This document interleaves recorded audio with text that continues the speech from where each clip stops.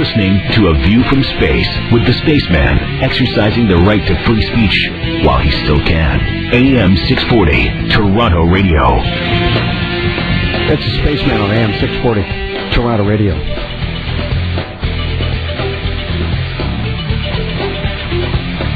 Yeah, so comets. Do they convey impending doom? Or is it that the Illuminati plans our history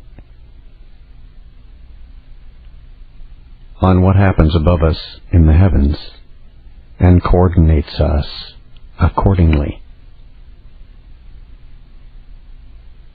So above, so it is below.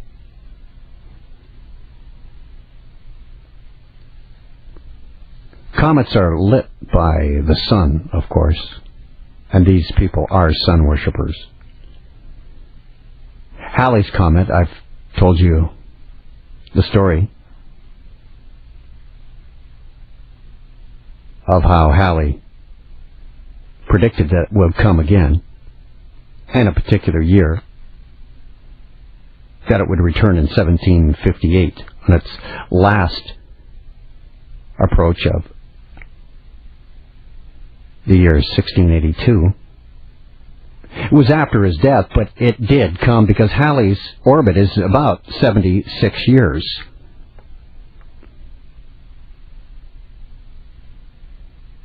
And he made the mathematical calculations and came up with the year. Halley's Comet's been around a long time. Between the years 239 BC and 1986 the last time.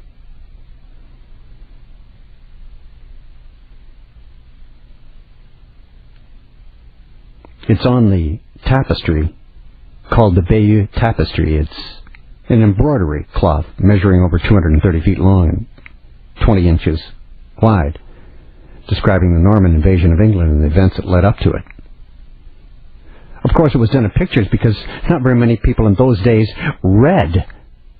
So the viewer could actually get a gist of the entire brainwashing, the entire story, starting with the first scene and progressing right to the last.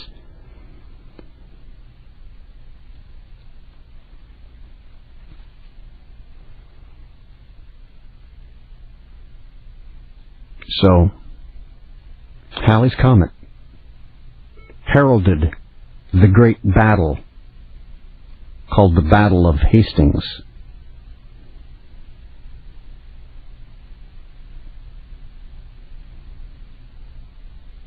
The comet was visible in 1910 again in 1986,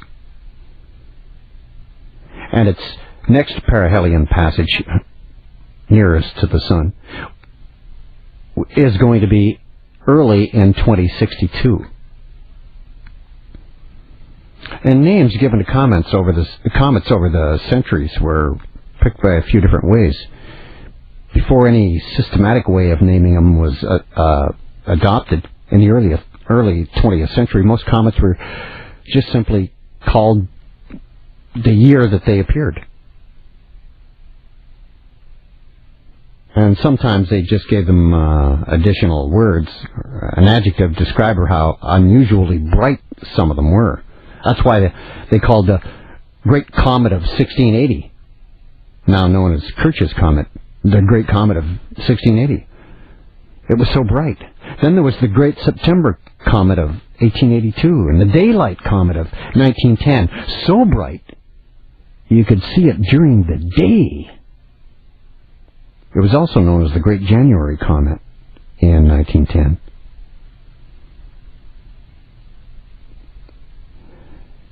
After Edmund Halley proved that the comets of 1531, 1607, 1682 were the same comet, and successfully predicted its return in 1759, that comet became known as Comet Halley. Same with the second and third known periodic comets that came around, Comet Encke and Comet Biela were named after the astronomers who calculated their orbits rather than their original discoverers. Later, periodic comets that came around occasionally were usually named after the people who discovered them, but comets that had appeared only once continued to be referred to by the year that they were seen.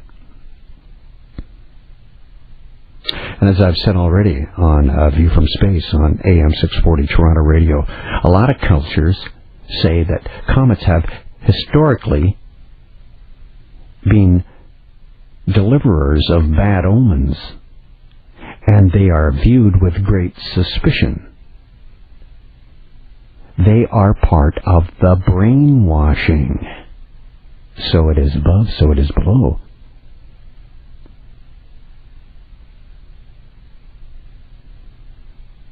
Remember Hale-Bopp's passage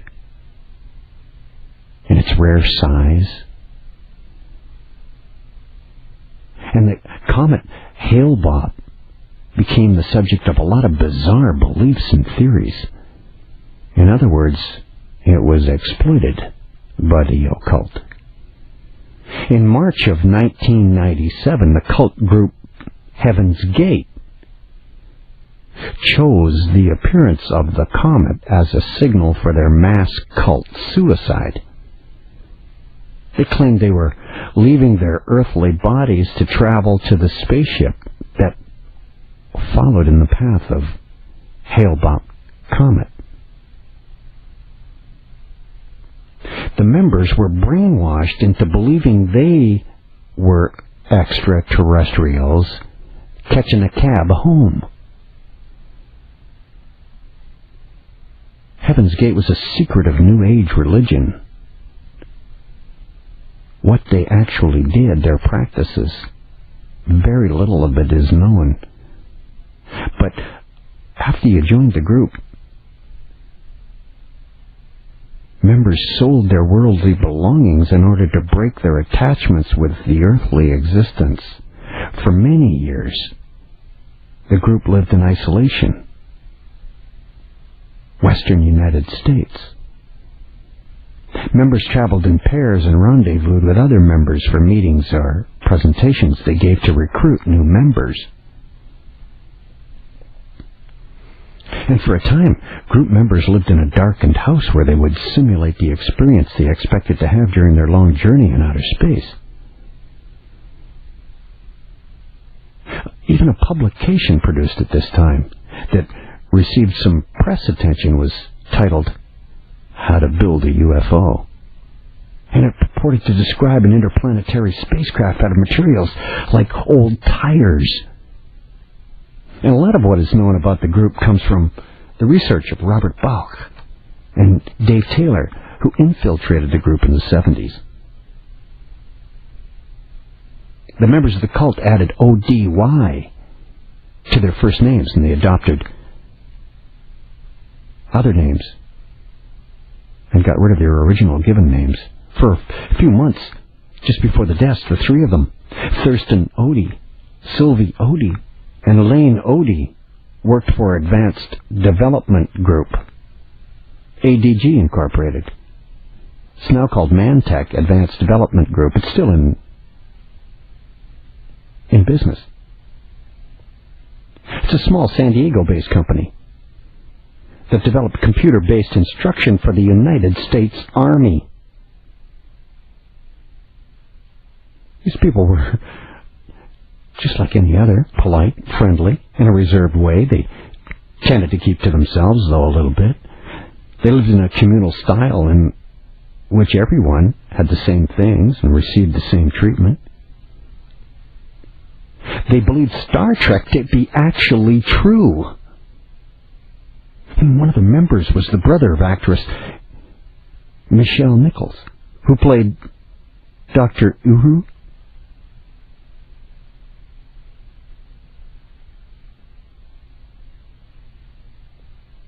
When they quit working for ADG, they told their supervisor they'd completed their mission. You know what? They had. A few weeks later, they were dead. The structure of Heaven's Gate was just like a medieval monastic order. As a matter of fact, I can bet you that it was taken exactly from that. Cults are all the same.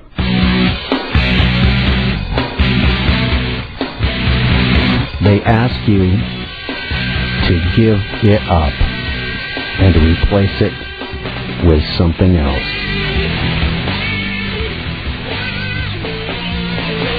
AM 640 Toronto Radio, it's the Spaceman.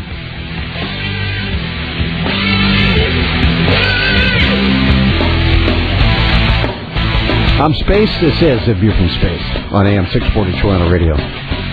Welcome in if you're listening on AM640Toronto.com, getting the live audio streaming, or if you're listening on Star Choice on channel 695, or if you are listening on Rogers Cable at 96.9 FM. Coming soon to Expressview is A View from Space. I've been talking about comets and the duty of the comet for the Illuminati, which is to bring bad news, omens of danger. We're just talking about how they're named, Halley's Comet, being in the Battle of Hastings, 1066, right there in the cloth is Halley's Comet, recorded to convey a message. Battle of Hastings, Halley's Comet. And then one of the more famous comets, Hale-Bopp, who no one really knew about until the media started playing it up that it was coming. And then we got this bizarre, eerie, occult, New Age group called Heaven's Gate that popped up out of nowhere after all of the initiates committed suicide, and their story was revealed. And as I was saying, 3 of them worked for Advanced Development Group, small San Diego company doing computer-based instruction for the United States Army. They were Heaven Gates cultists.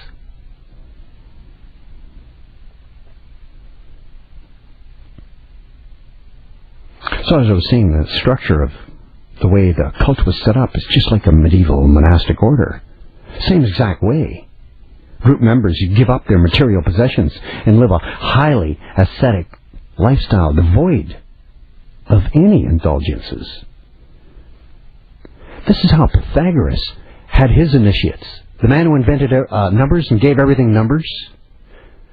He's the man who invented 1, 2, 3, 4, 5, 6, 7, 8, 9. After 9, there are no more numbers. There's only 9. 9 is the number of completion. When he got to 9, he made the symbol of the sun a 0, an O, and grabbed the first number that he invented, put it in, and called it 10. And off he went to the races. You know, if you were a Pythagorean initiate in those days, for the first 3 years, you did not speak a word. You were also a vegetarian. He did not allow any of his initiates to eat meat. It was mind control. And they have a mind control now on how the world should be run, what outer space is like, extraterrestrial intelligence, all of it. The occult is being slowly weaved into your lifestyle. You know, there are more occult symbols in your life now than the God that you worship. Way more.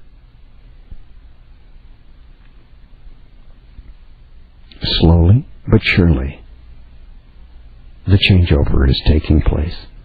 This number is very large for the changeover in the Christian world. There are going to be many people walking around that believed in Christianity that are not so sure anymore after the Da Vinci Code. No matter what they say, how badly written it is, how crappy the movie was, it still takes the thought and plants it in your mind. Jesus was not God. He was a man, had sex, had children. The bloodline exists today. We're sitting here waiting for it. We're waiting for them to take their rightful entitlement. Because we're brainwashed into doing so, because we must be complicit. You know why we must be complicit? There are way too many of us than there are of them. So we all must go to the slaughter complicitly.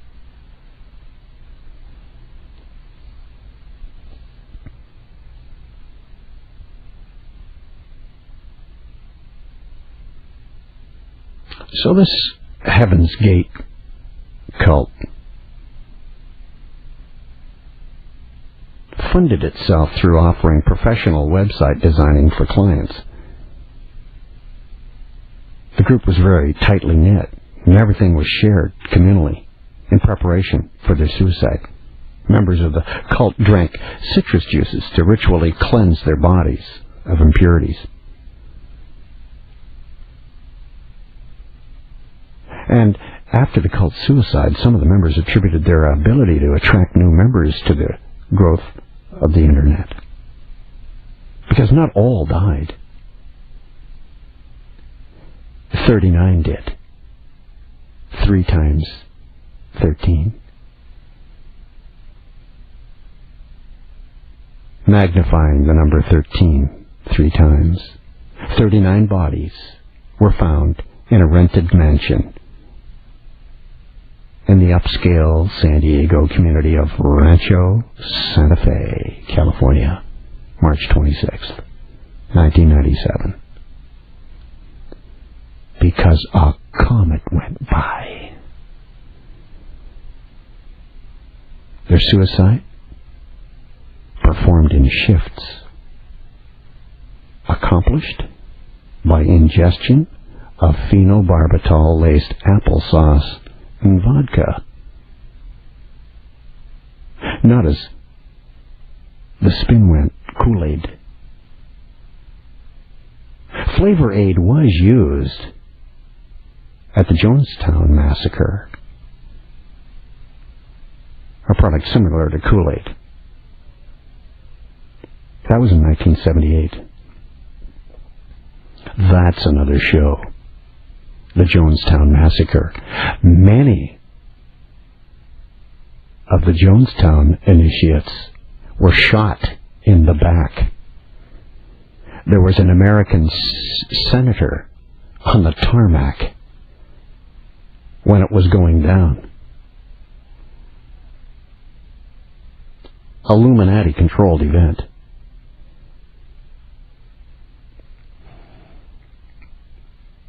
Back to the Heaven's Gate cult on AM 640 Toronto Radio.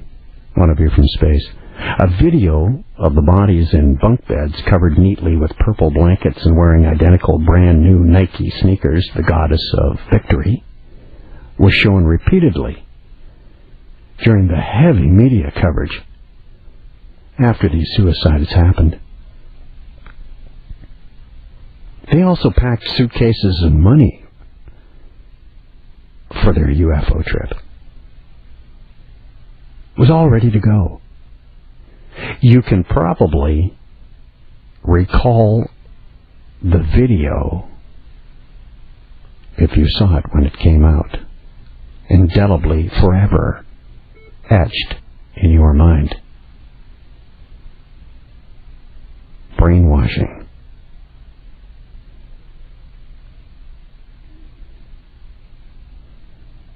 On May 5th, 1997, a couple of members of the group, Chuck Humphrey, known as Rick Cody, Remember, you have to add O-D-Y on the end of your name. And Wayne Cook, known as Just Doody, also attempted to exit their human vehicles, their bodies, commit suicide in a motel room in California. Cook's attempt was successful. Humphreys was comatose for a couple of days but recovered and started a website that continued to promote the Heaven's Gate beliefs, and also selling memorabilia like mouse pads, t-shirts, and away team patches.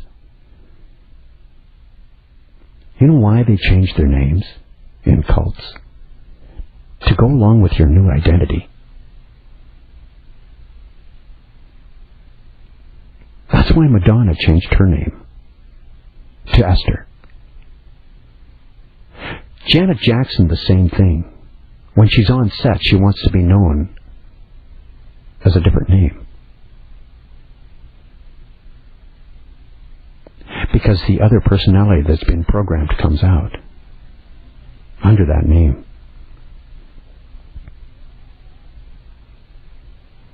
In 1998 of February,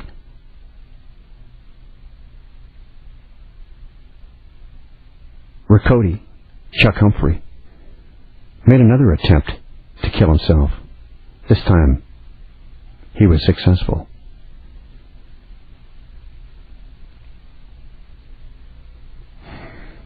He referred to himself as the sole survivor of Heaven's Gate. He and Justity, Wayne Cook, previously held a press conference along with others known as Juan of Venezuela and Coyote to explain the beliefs of Heaven's Gate. To this day, nobody knows the identity or the location of the other two reps. But they're out there, recruiting. And the cult continues. It's the Spaceman on AM 640 Toronto Radio. More about Marshall Applewhite, the man who led them, in a minute on A View from Space.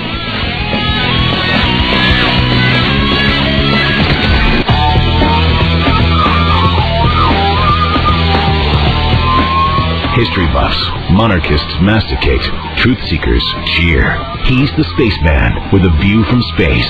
AM 640, Toronto Radio. Spaceman, back on AM 640 Toronto Radio with A View from Space. Marshall Applewhite. Recall the name? He's the high priest of Heaven's Gate. Born in 1931, the son of a Presbyterian minister who started new churches and moved from place to place in Texas about every 3 years. Isn't that interesting? As a child, Marshall wanted to preach like his father did. He was also quite dedicated to music, and at his father's urging, he even tried to get a degree in music and pre-theology at Austin College in Texas. He completed his study of music, but he didn't complete his theological studies. From 1948, Marshall Applewhite, high priest of the Heaven's Gate, from 1952, he was a philosophy major at the college with minors in English and music. He graduated with a Bachelor's of Art degree in 1952. Later, in his 30s,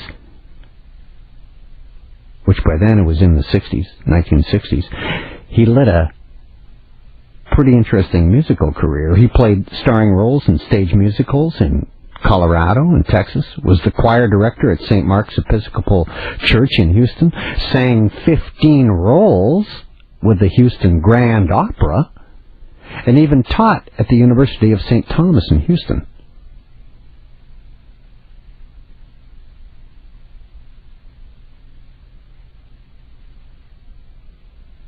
He was married, had 2 children, fired from his job as teacher at the University of St. Thomas in Houston for having a homosexual affair with a student. The official reason given was health problems of an emotional nature. St. Thomas is a private Catholic college in Houston. In 1972, Applewhite's life took the left turn when he left his family and met Bonnie Nettles, his partner and co-founder, or should I say controller, of Heaven's Gate. When he was living in Houston, Marshall Applewhite had some trouble with his heart, ended up in the hospital. According to the nurses, he had a near-death experience. And while he was at that hospital, he met Bonnie Nettles, who convinced him that the experience was for a special reason and that he could be used mightily in a group that she knew about. The two never were lovers, but they were spiritually married. Gave one another playful names like Bo and Peep. Marshall Applewhite saw Bonnie Nettles as his superior. She was the controller. And there's even evidence that their mental illnesses rebounded on one another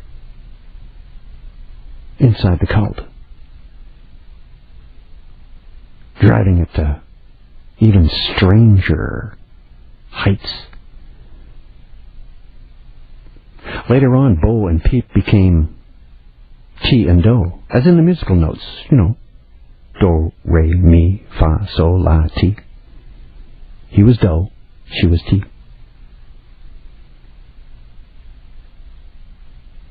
The two UFOs. She died of cancer in 1985. That's when Applewhite took over the leadership of the cult, until the suicide. He had some pretty whacked out beliefs. He believed that the male species had to be castrated, and it was a prerequisite for that particular type of salvation that he believed in. As a matter of fact, he and his male followers all were found to have been castrated sometime before their mass suicide in 1997.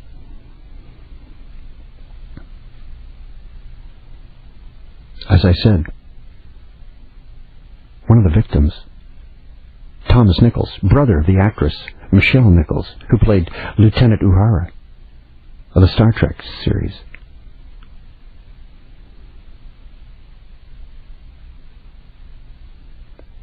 Marshall Applewhite was a huge fan of Star Trek. Even episodes of the shows, and even their spin-offs were often shown to cult members. And Heaven's Gate, the cult itself, has been referenced in the Illuminati-controlled media over and over and over again, heavily used.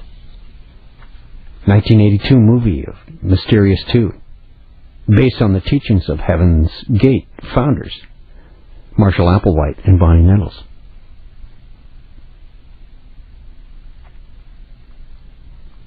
The 1985 theatrical film Life Force, similar scenario with the spaceship hiding inside of a comet, was in the plot. I mean, they play these things up. Use it as far as they can get with it.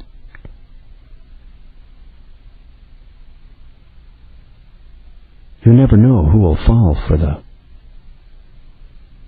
hoodwinking, the blindfolding.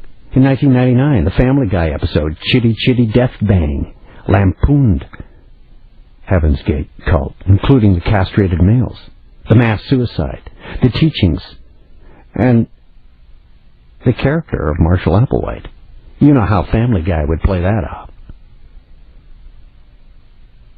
as irreverent as you can get. Just dragging down the person watching that television show even farther into degradation.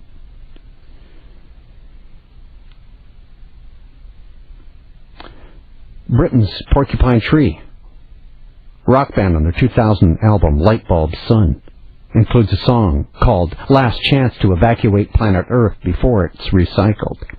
Second half of the song includes audio samples from a Heaven's Gate speech.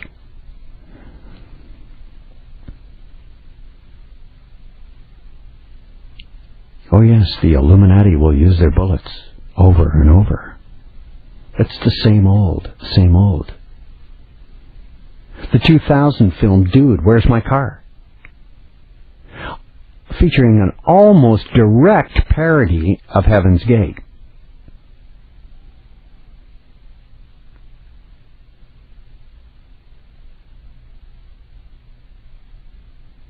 The song My Adidas from the New York City band Versus refers to Heaven's Gate. It appears on the 2000 album Hurrah. And the lyrics have, now the comet's come and disappeared, and I think you know it's too late. I'm rocketing skyward to Heaven's Gate.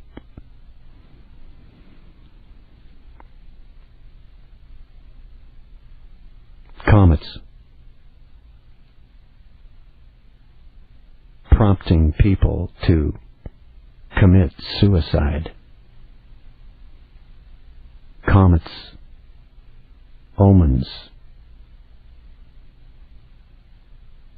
of cataclysmic events.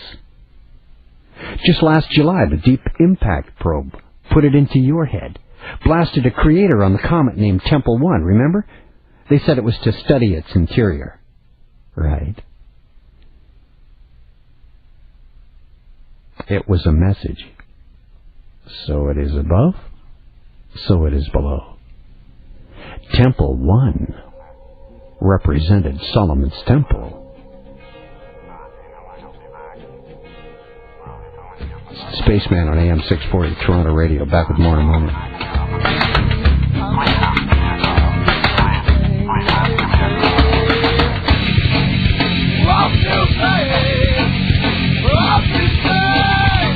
The Stafford Show.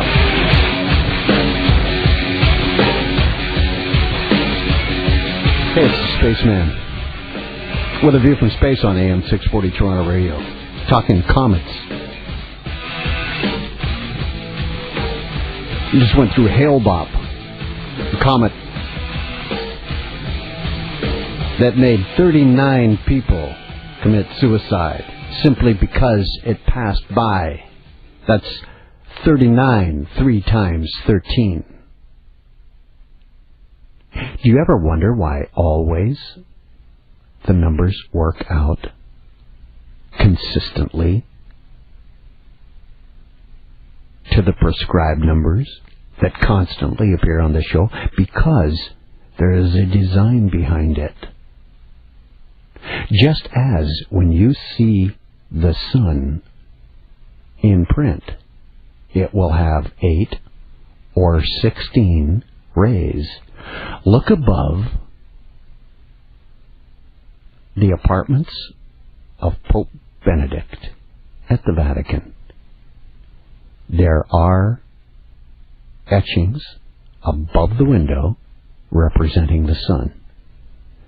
Google it sometime, pictures of the Vatican, and you will see 8 or 16 representing the sun in a circle.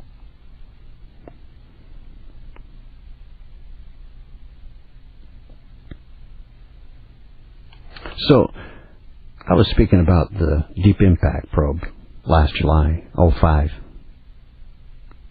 Remember it blasted onto the comet Temple 1. They said it was to study what's inside the temple. Very poetic. And in 2014, just a few years down the road, the European Rosetta probe will orbit comet Churyumov-Gerasimenko, and a place in a small lander will be on its surface. Rosetta is a European Space Agency-led unmanned space mission launched in 2004. It's on its way to Comet Churyumov-Gerasimenko as you and I are having this conversation.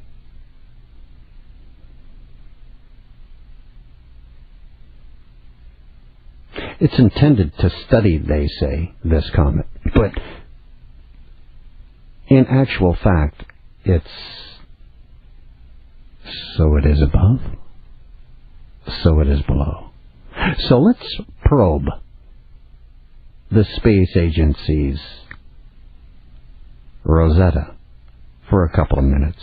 It's got two main elements: the Rosetta space probe itself, and Philae, the name they've given the lander. If you want to Google Rosetta, it's Rosetta. You'll find quite a bit about the Rosetta Stone, and you'll find quite a bit about the Rosetta Space Agency unmanned space mission. And Philae is spelled Philae. That's the lander. The probe is, of course, named after what I've just said, the Rosetta Stone. It's hoped that the mission will help unlock the secrets of how our solar system looked before planets formed. It's always going back to creation, isn't it? God. How was it done? Who did it?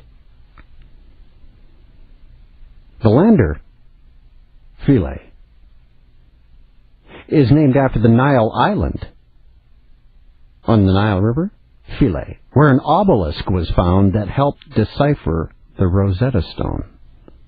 Now, the Rosetta Stone, if you're not familiar with it, it's a dark, gray, pinkish granite stone, originally thought to be basalt in composition, with writing on it in two languages, Egyptian and Greek, using three scripts: hieroglyphic, demotic, and Egyptian and Greek. Because Greek was well known, the stone was the key to deciphering the hieroglyphics. So the Rosetta Stone is actually a codebreaker.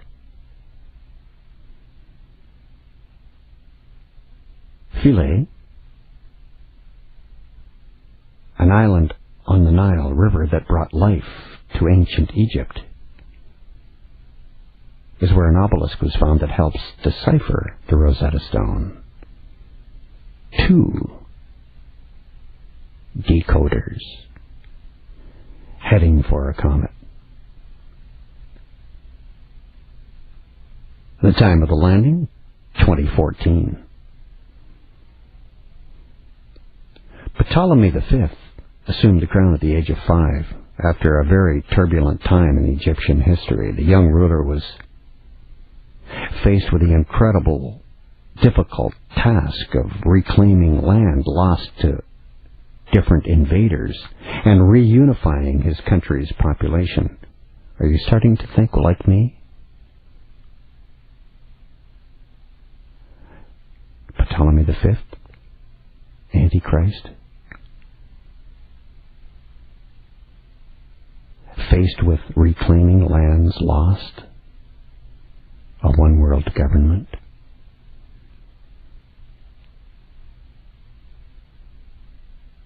Back to the garden, and Lucifer can control. So as an attempt to reestablish legitimacy for the ruler and create a royal cult, Ptolemy's priests issued a series of decrees. The decrees were inscribed on stones and erected throughout the whole of Egypt. The decrees are, well, let's call it the rule of law. The Rosetta Stone is a copy of the decree used in the city of Memphis. the city at the center of power during the peak of Pharaoh's reign in Egypt. Memphis also was the place where they sacrificed human beings to the sun god Re.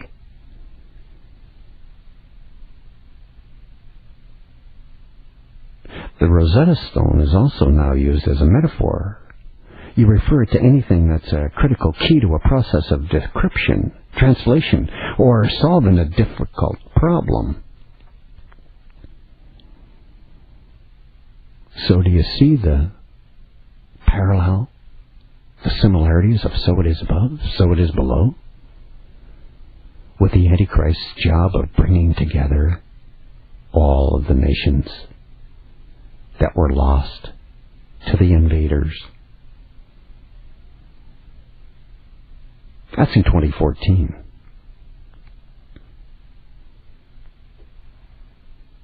That's 2 years after 2012, the Mayan calendar end.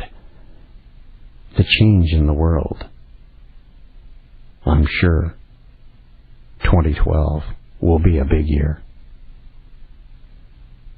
As 08, the year China has the Olympics and shows off her prowess. I heard, by the way, that Spielberg is going to be doing the job of opening and closing ceremonies along with his Chinese counterpart, the Steven Spielberg of China. So it will be very Illuminati, opening and closing of the 08 Olympics. What a message they'll convey. Ever heard of the Shoemaker-Levy comet? Here's more brainwashing. Remember the Rosicrucian saying, as it is above, so it is below, that I've been repeating throughout the show tonight? Because the show is all about what happens up there. They are going to make happen down here, in the physical. This is how the Illuminati use their so-called space exploration and science to link you to the occult and alchemy. They make it happen in the spiritual world with their rituals, then manifest it below in our physical world. The comet was named Shoemaker-Levy comet after its founders, Eugene Shoemaker and Carolyn Shoemaker and David Levy. Eugene and Carolyn were husband and wife. They worked at the Lowell Observatory in Flagstaff, Arizona. Lowell is the guy who invented the telescope, by the way. And their colleague, David Levy, eagerly anticipated the celestial fireworks. The veteran threesome team find comets all the time, but the comet Carolyn Shoemaker spotted in images taken the night of March 23, 1993, has become the most memorable find of them all. This probably happens only once in many lifetimes, her husband said. Jupiter may capture a comet, if only temporarily, 2 or 3 times a century, but a collision probably occurs only once every few thousand years. And I'm here to tell you that these people say that they actually saw the explosion. These people calculated that the last lost comet had been orbiting Jupiter for maybe a century, too distant and too faint to be seen from Earth. They classified it as a periodic comet, which means it passes through the solar system more than once. If it didn't shatter into millions, billions of light-reflecting fragments as it swept past Jupiter in July 1992, it wouldn't have been noticed just in time for astronomers to observe the collision that's been labeled as the celestial event of the century. More on it coming up next with the Spaceman on AM 640 Toronto Radio, and a connection with Jupiter. Just who is Jupiter? That's to come.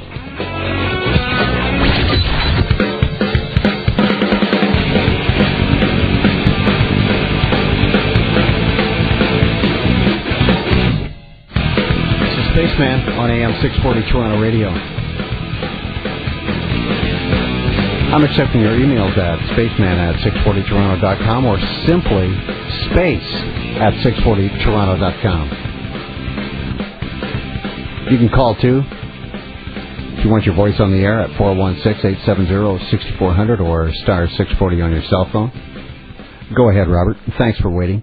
Hey, how you doing, Space? Good, thank you. Good. I just want to say I'm a first-time caller, long-time fan. I just basically want to say that, the only way to hear the truth, I believe, that I've found so far is through you.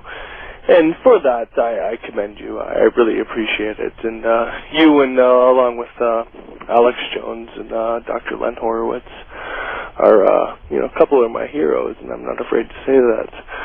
So what my basic question for you is, I'm not sure if you follow wrestling, but I am a big WWE fan, always have been. And the angle they played on Monday, and they have been for the couple last weeks, is that Vince McMahon and his son Shane are fighting Shawn Michaels. And Shawn Michaels is a born-again Christian. He used to be the leader of... Okay, just before you tell us those plots, I want to just say this to the person listening. Okay. All right, that the Illuminati are attacking us on every single level, and they know how to get to each and every generation. Okay. And now you are now going to point out how they are getting to the youth.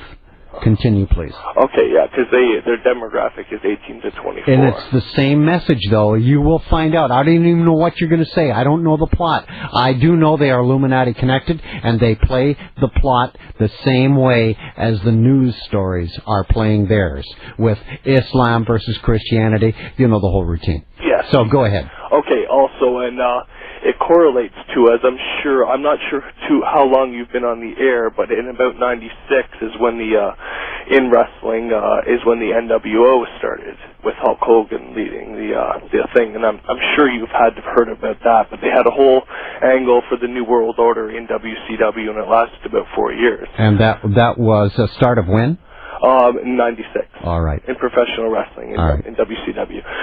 So basically, the angle they're playing now is that it's Vince McMahon, who is the owner, and his son Shane are fighting Shawn Michaels, who is a born-again Christian, or so he says, and God. Well, he's playing that role. Yeah, and but in real life, he's supposed to be a born-again Christian because that's what he says, right? Mm-hmm. So.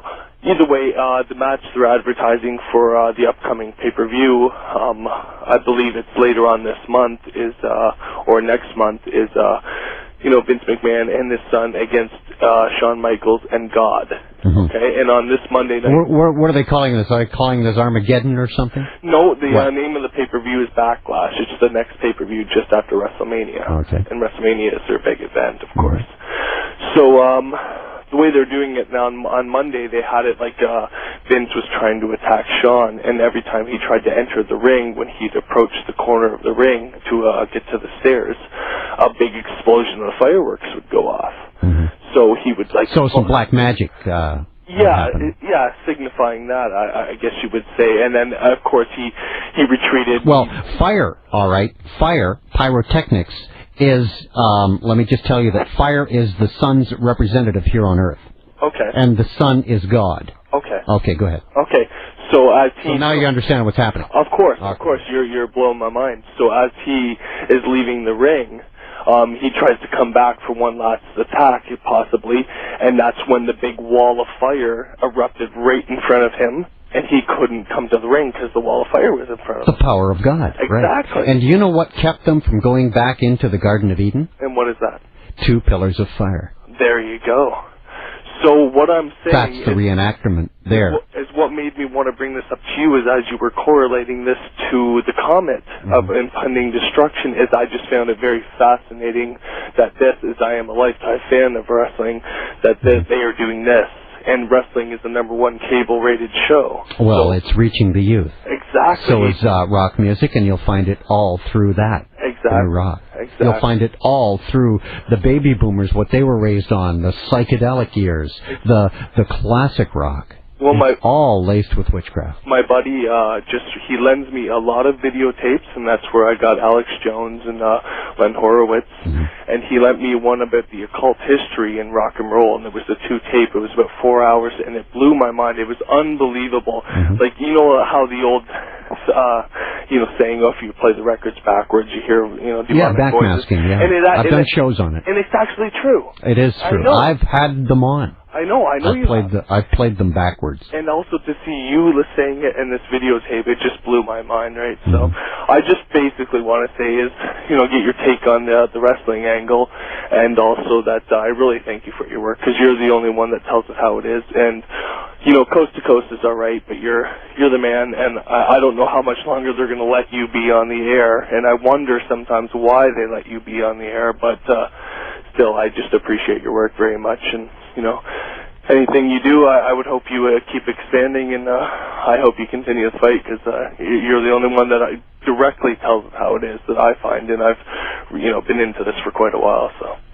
Well, Robert, when these two face off, you got to call me back, and you got to let my listener know how the whole thing worked out, which God won. For sure, I will you. Definitely, because Shawn Michaels, who is a born-again Christian, was also the leader of a faction a couple of years ago called D-Generation X, and their catchphrase was "Suck it," right? And they do an X on their crotch, right? X is the mark of Cain. Okay, there you go. And that was their. And by the way, the penis is the phallic symbol is the obelisk. Okay. It is the whole religion of Freemasonry, the ancient Egyptian religion, revolves around the sex organ.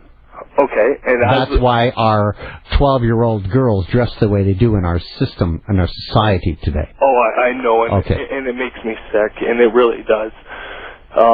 But also, they're teasing a DX reunion, right? Because Triple H, who is also the #1 man in the company, is calling himself now the King of Kings. Yes. Well, of course. And it has to keep with the biblical theme. It'll be very interesting to see if they allow the born-again Christian to win, because, you see, that's who they are pitting against the ones that are in Afghanistan and Iraq right now. Exactly. Thanks so much for the call, Rob. Look forward to hearing the end result. Thank you so much. I appreciate it, and I will definitely give you an update. Thank you very much. Great. Michael, Spaceman, AM 640 Toronto Radio. You're on. Go ahead. Michael? Hello? Yes, thank you so much. Yes, please just turn your radio off and go ahead. Hi, I'd just like to say I'm an avid listener of your show, and it's a wonder how they haven't assassinated you yet, but my question was, the founders of the Federal Reserve Bank, are they members of the Illuminati? Absolutely correct. That's how the monarchy of England actually hid themselves when they said that they were chased out of America and it became a republic. It did not. The bank, the Federal Reserve Bank was started, and the Royals still bankrolled America. It's the great Freemason experiment. America is, and the Federal Reserve is not part of the government. It is a private corporation. Did you know that? Yes, but have you heard of a Masonic order called the ancient and illustrious Order of Perfectibilists, commonly known as the Illuminati? Have I ever heard of them? Yes. Sure. You? Oh, of course. Okay, we would just like to let you know that we are going to revoke your membership. Oh. Yes. Do I have to give the car back now? Yes, and you feel far too much of the truth, and you are not entitled to any more lodge meetings. Thank you. So you mean you're taking away my great big poobah hat too? No, you can't. Anyway, I'm going to hate giving that up. Are you coming to get these things, or do I have to bring them back? No, that's quite all right. You can keep the ones you have. You are just not entitled to any more of our... I never felt entitled anyway to anything. I don't know why that is. I guess I just don't have a sense of entitlement.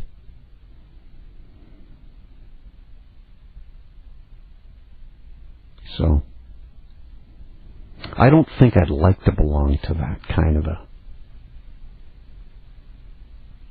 satanic organization anyway. He was so strange.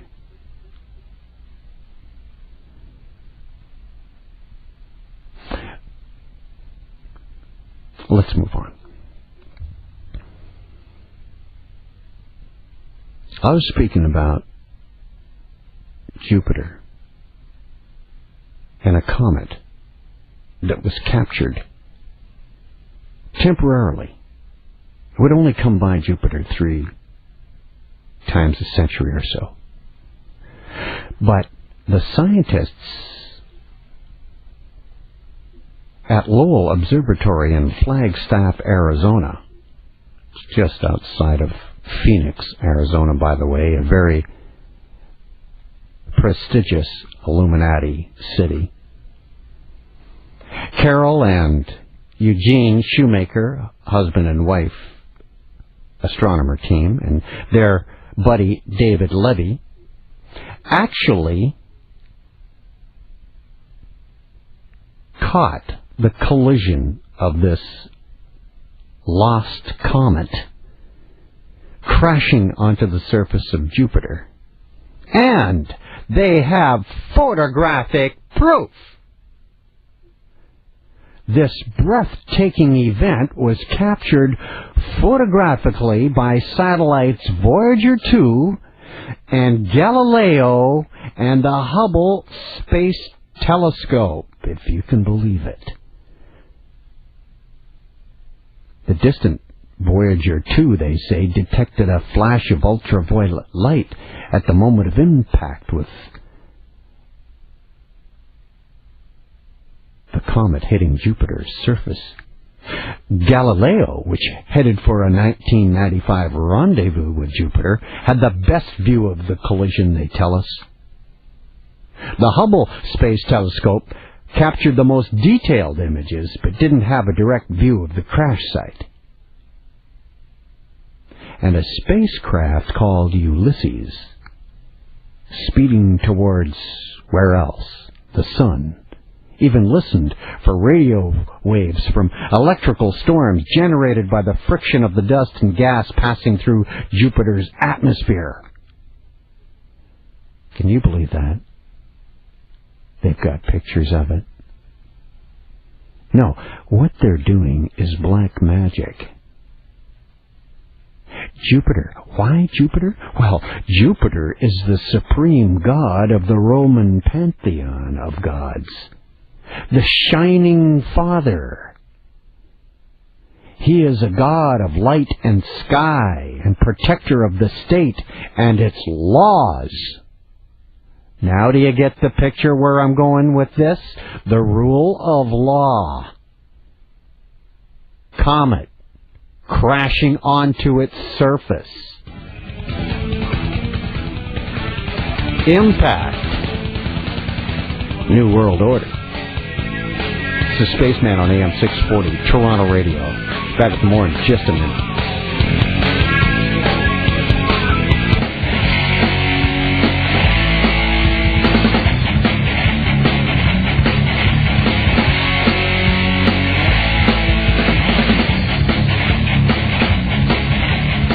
I'm Space. It's AM 640 Toronto Radio.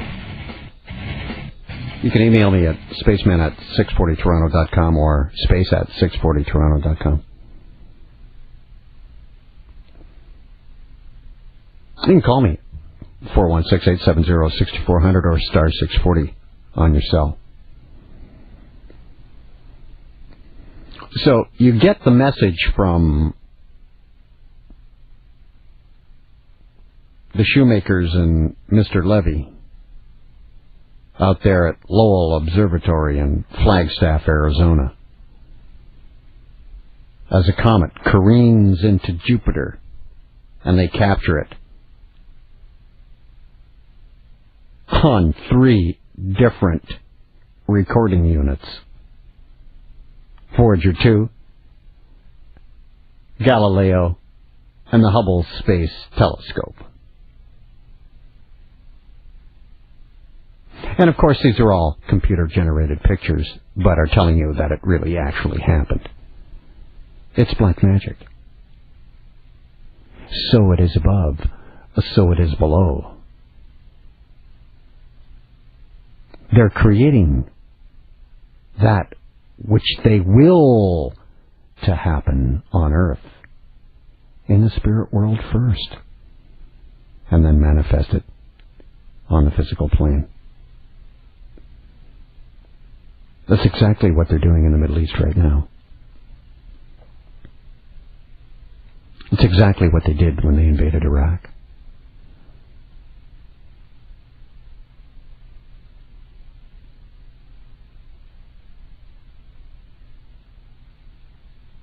So, Jupiter is the crash site, the supreme god of the Roman pantheon,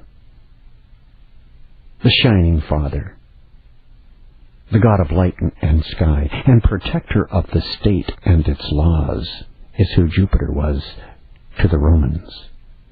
He is the son of Saturn, which is another name for Satan, and brother of Neptune and Juno, who's also his wife.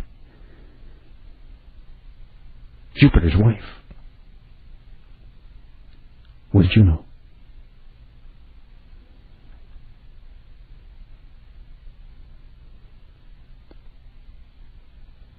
The ways that this celestial collision on Jupiter helped to instill fear in mankind is quite imminent. Man has always believed in the eventual destruction of his own planet because we've been programmed that way.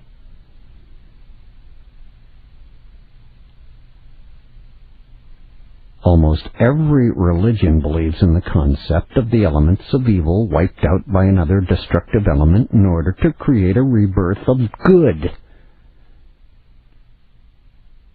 Man, for the first time ever in recorded history, witnessed for himself how his own planet will be taken out of existence in the future, is the message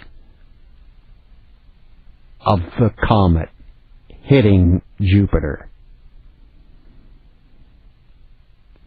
The comet Shoemaker-Levy must be one of the single main functions for why most of the people on planet Earth believe that the day of Armageddon is getting closer. Oh, and you can throw in the movie Armageddon. That helped too. For example, a group of people belonging to a cult called the Heaven's Gate killed themselves in a mass suicide operation, believing that an unidentified flying object following the Hale-Bopp comet would guide them to heaven from Earth after death. Now, the concept of Armageddon has been so closely linked with a probable collision of a comet or an asteroid or Planet X or something. It's helped to spawn a lot of blockbuster movies, including Spielberg's production, Deep Impact, and the Mike Bay film, Armageddon. Thanks to Hollywood, the whole world now shares a common belief through brainwashing, don't they? Kevin, Spaceman, AM 640 Toronto Radio, shoot. Hey, big fan. Just a couple of things. You were talking about the oil sands earlier today and how it wasn't profitable. As far as I understand from my friend who works over there, it's $52, and they actually make a killing at the 70, whatever it is now, 75 now a barrel. Mm-hmm. So they're making a killing at that. One quick question. When you do this numerology stuff, like, the fourth day, fourth month kind of stuff. Yeah. Mm-hmm. When an event occurs, where in the world do you take the date from? I'm not trying to be difficult. I'm just trying to understand this.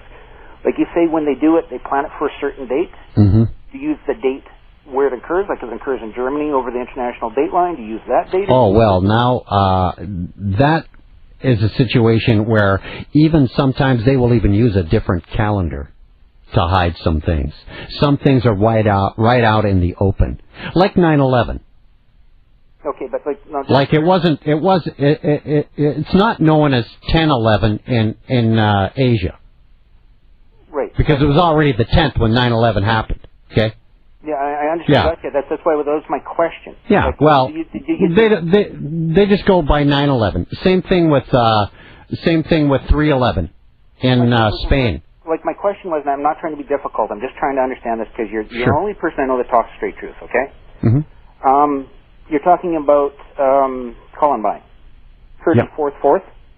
Yeah. Right, but that was actually would be one day later over or one day earlier. I'm not sure which way in Germany. If it was anything to do with Hitler's birthday. That's exactly right. So, but that's right. We're trying to get at. So they used to use this leeway. Well, all you're using is the dateline to shove things around. Yeah, no, I'm sorry. I can understand that. Yeah, no, I was just trying to figure that one out. And the third question I have for you, and I'm just really, really not trying to step on your toes because I'm a big fan. You were talking recently, lots of times, about how the Bible is being totally corrupted. The book that we have, Constantine did or whatever, right? Chose which books go into the Bible? Yeah, that's right. I didn't say totally corrupted, by the way, sir. I said they changed a lot. Yeah, well, they chose to put whatever they wanted. Absolutely. Okay. That's exactly what they do in the entire publishing business. Oh, yeah. You can get... If I sat down, they would publish my stuff if I had a self-help book. Yeah, no, they would publish it in a moment, a batting of an eye. You want to make yourself a lot of money? Write a self-help book. And they will publish that in a hurry because they're all about the self. Look into yourself for God. What I'm telling you is to look without, the exact opposite of them. It would have to be the exact opposite of them because we're both coming from exact polar opposites. I agree with you 100%. Now, this Dan Brown guy? Yeah. What the hell is going, excuse my language, what the heck's going on with that? How in the world can they have 4,000 publications of that? Like, I'm sorry, I'll let you go, but you're amazing. You've got a great show. But this Dan Brown, the Judas Papers, or... it's just started. It's just getting going. Don't worry. The demonization of Christianity is underway, sir. The demonization of Islam is underway, sir. Then they'll move to Judaism, and then all three monotheistic religions will be wiped out, and Lucifer will reign supreme down here with his high priest, the Antichrist, with his false prophet, the Pope. Okay, can I just, one last thing? I just remembered, you're talking about the troops in Afghanistan? Yeah. I personally don't agree with the political thing of them being there as other than peacekeepers. Are you going to say but? No. My thing is my girlfriend's brother's over there, and I really don't want anything against the troops themselves. Well, of course not. No, they didn't say, hey, let's go over there. They were ordered to, sir. They were ordered to. I know. I would not want to be there for my life on it. They're over there for what they truly believe is a good reason. Look, people join the Army for an education or the real reason for having an Army, which is to break things and kill people. If you don't want to do those two things, don't sign up. No, I know him, and he's over there. He's truly over there for what he thinks is a good reason. Okay. Well, he's over there because he's in the Army and he was sent there. That's why he's there, sir. Yeah, I know. But what he did in Somalia was a good thing. What he's done in some other countries is a good thing. What Canada used to do is a good thing. Now that they're on the front. Well, you are now on an attack and destroy, search and destroy missions over there now. It's all changed. I know. I don't agree with it. Mm-hmm. But I'm saying what the troops are doing. Well, you and 2/3 of the people of this country don't. And Bush has got the lowest ratings of any president, anytime, anywhere. Oh, for what he's doing over there in Iraq. So he's got him into the mess, and that's exactly what the Illuminati want. Get them right up to their neck in it. You can expect their economy to get a very, very vicious attack this summer. Kevin, this summer you will see some manifestations of some very ugly things as our world begins to change for the worse. Same AM 640 Toronto Radio on Space, back in a minute.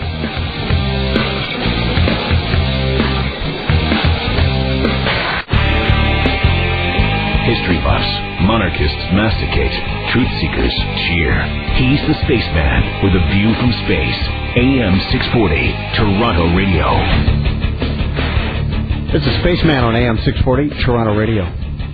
Emails at space@640toronto.com or spaceman@640toronto.com. Here's one from Mike.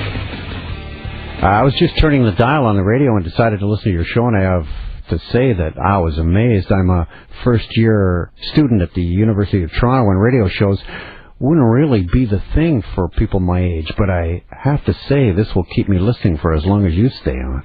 Just moments ago, I heard you talking about classic and psychedelic rock. Just before university, I became more heavily involved in bands like Zeppelin and Pink Floyd. Also, I was a regular user of marijuana, and when I was high, I used to listen to Pink Floyd, and it just blew my mind. I thought of things similar to what you're talking about. Everything just made so much sense.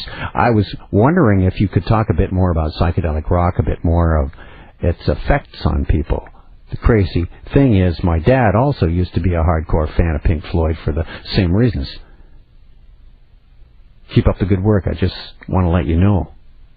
You'll always have this one fan listening. Signed, Mike. I want to read one more. Space. I'm not sure what you're trying to get at with this crazy talk about Comet Shoemaker Levy.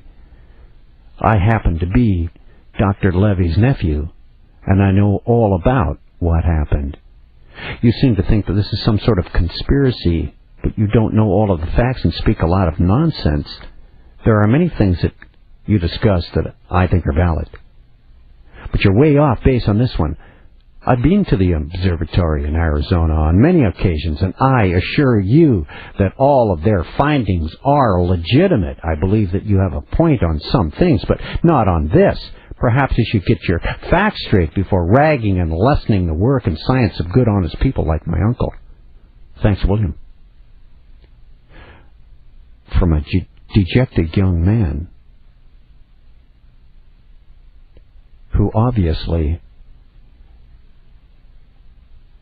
has his uncle held in very high esteem, and I can understand his feelings. But I can not sit here and honestly tell you that there is a machine on Earth that can watch Jupiter and have something plow into it and be captured on 3 different photographic units. I'm sorry, I don't buy it.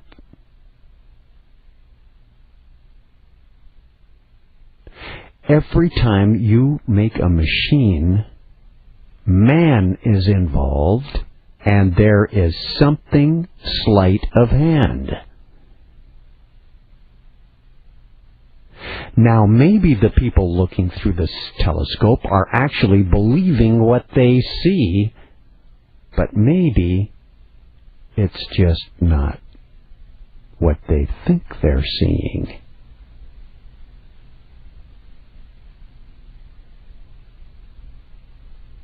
Whenever you have men in space, anything can happen. And allow me to remind you that the International Space Station, nicknamed ISIS, the ISS, always has a crew aboard. It has not. We have had men in space every single second for over 20 years. There's always been someone up there. Always. For the last 20 years. 2 decades. I only have a few minutes left.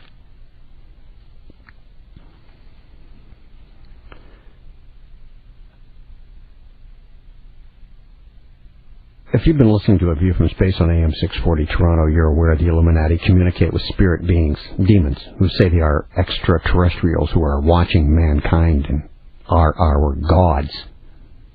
These are referred to a lot of times as the Watchers or the Watchmen. You may have heard of these. There's a comet called SPACEMAN. I kid you not. It was discovered by 2 German astronomers 76 years ago in 1930. If you look closely at the names of these 2 scientists, you see the word watchman is contained in both last names.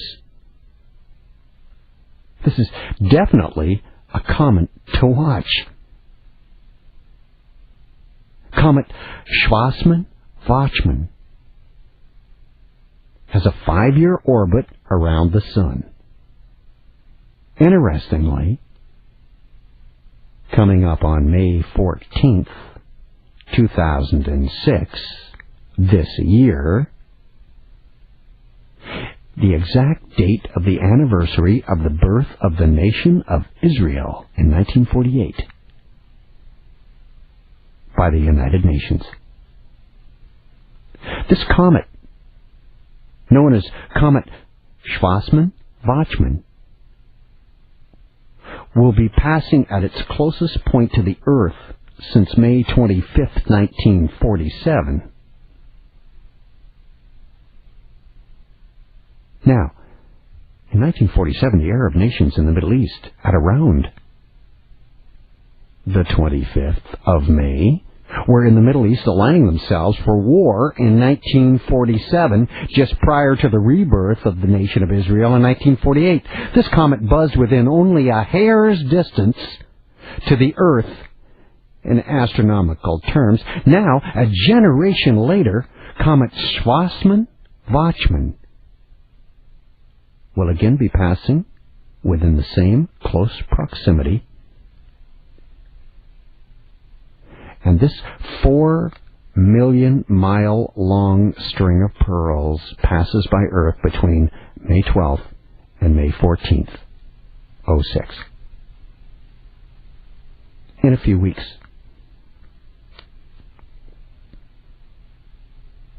I believe, let me check the timeline.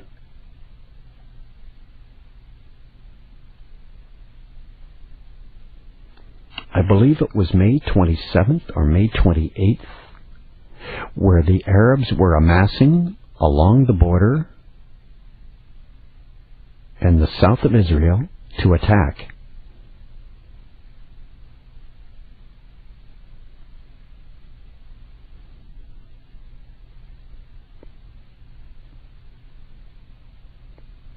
"11 years ago, this comet, fragmented into several dozen major pieces, and the astronomers don't know exactly why this comet broke apart, but today it resembles a long train traveling through the solar system. A lot of researchers believe that one of the smaller fragments may even strike Earth on May 25th, which happens to be Ascension Day. In the Christian faith, Ascension Day marks the day when Jesus Christ ascended up to heaven. Precisely the day when the comet crosses the Earth's elliptical plane.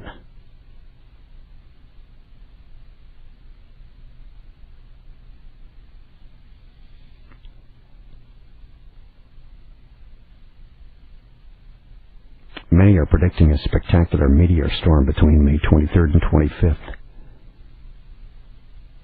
A lot of others are saying that nothing out of the ordinary is going to occur when the Earth passes through the comet's tail, aside from a slight light meteor shower. Also coming up very shortly, not long from now, a date that occurs only once every 1,000 years. Do you know what it is? It's 666. The 6th month, the 6th day of 06.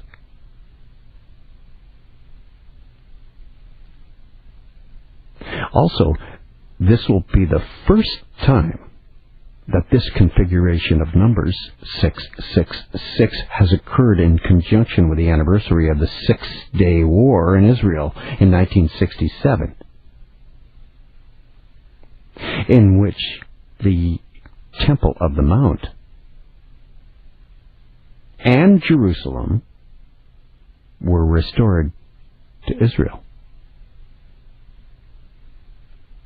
On this date, June 6th, or 7th, depending on which side of the international date line you live. Said that for a caller that I had earlier on AM 640 Toronto Radio, A View from Space. Comet SPACEMAN is going to be arriving at its perihelion, or closest point to the Sun, on June 6th.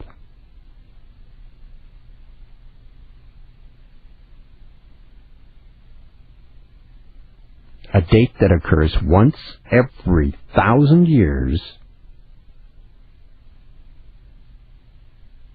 And on that particular date, which is the anniversary of the Six-Day War in Israel, when Jerusalem and the Temple Mount were restored to Israel, this comet, SPACEMAN, Watchman, will be arriving. To understand this sign that's being given by this comet, SPACEMAN, Watchman, you have to understand the history of the comet. The last time it appeared at such close proximity by crossing the elliptical plane, it was a herald of war. That's what comets are to the Illuminati. Warnings of bad omens. This one happens on that magical alchemical day of 666.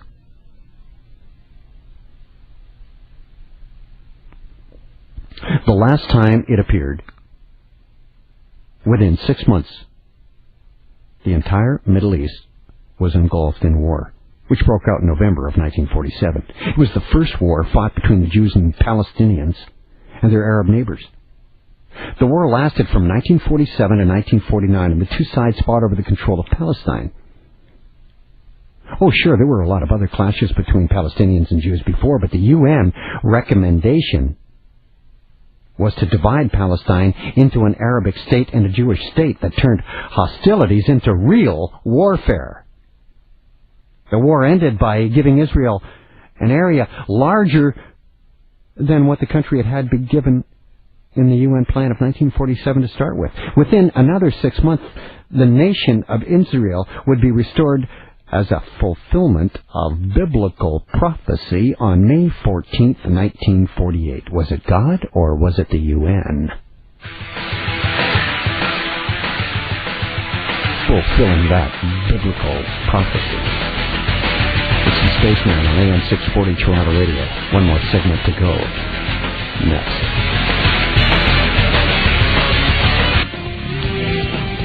It's Space on A View from Space on AM 640 Toronto Radio.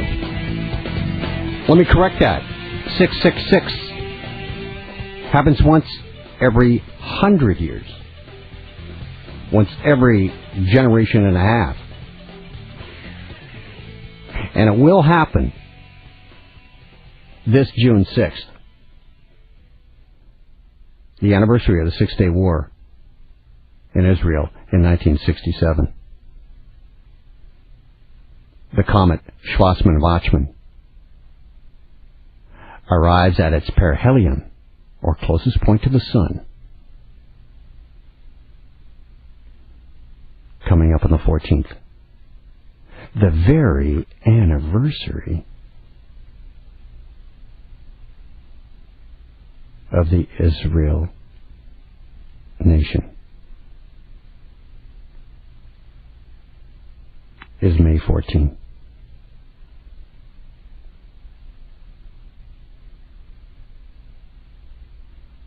As I've said, that war ended by giving Israel an area bigger than the UN gave them in 1947.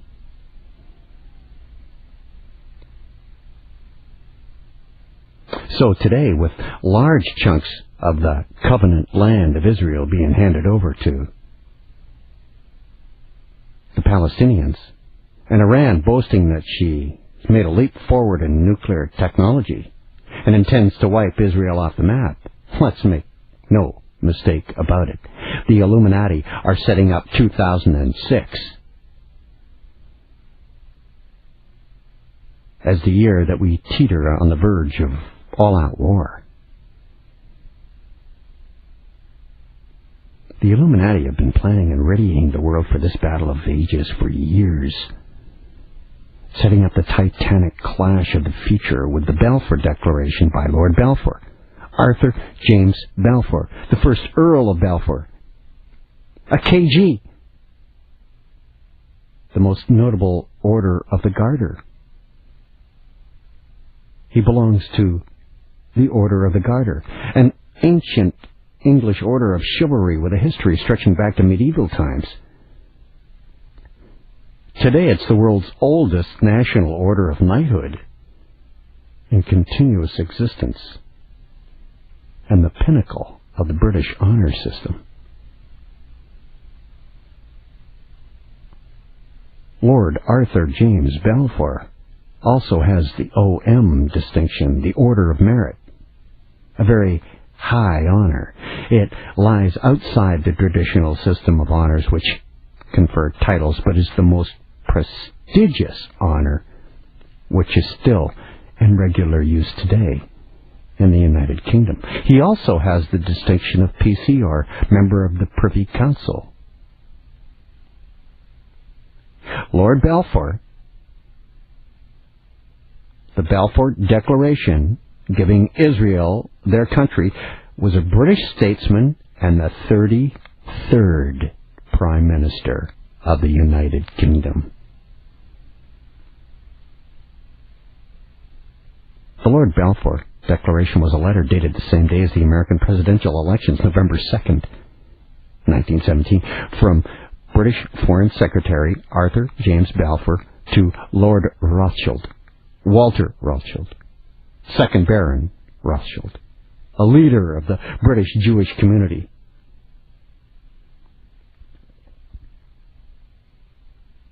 And that letter stated the position agreed to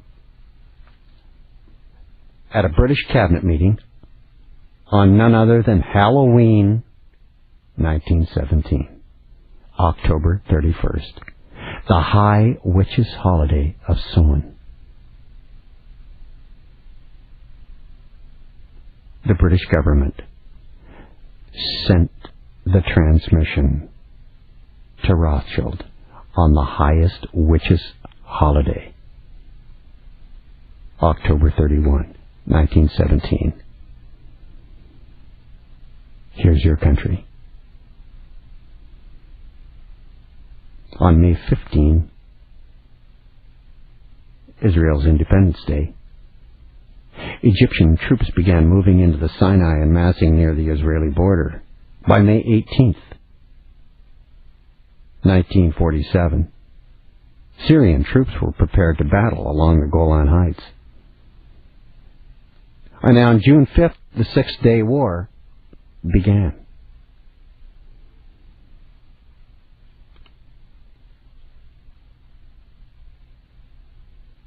Didn't take long. Quick 6. And Israel took back the land that they were driven from and more.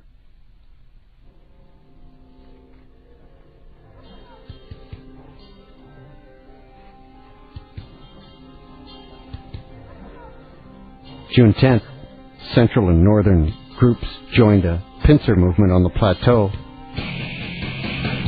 of the Golan Heights.